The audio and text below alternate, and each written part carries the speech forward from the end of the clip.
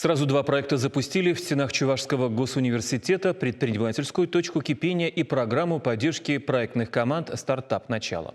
Ранее они стали победителями конкурсных отборов госпрограммы «Научно-технологическое развитие России». По задумке авторов, проекты должны помочь сформировать площадки для вовлечения студентов в технологическое предпринимательство, научить их работать в связке с индустриальными партнерами и продвигать свое дело.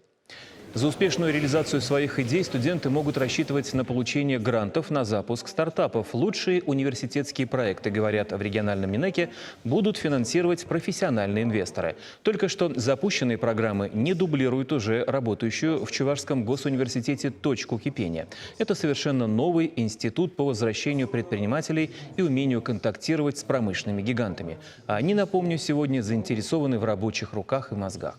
Отмечу также, что фонд содействия инновациям с этого года оказывает грантовую поддержку по программе «Студенческий стартап». Начинающие бизнесмены могут получить до 1 миллиона рублей. Средства можно потратить на приобретение оборудования, оплату труда наставников и экспертов.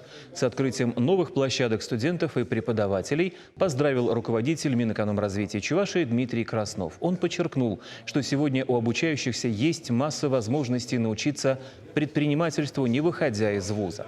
И грех этим шансом не воспользоваться. Очень важно понимать, наверное, ценность этого инструмента, этой площадки для непосредственно субъектов.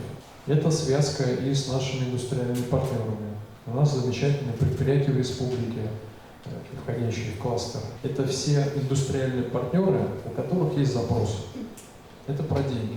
И запрос наших предприятий, и крупных, и средних, может быть, начинающих предпринимателей, именно в идеях.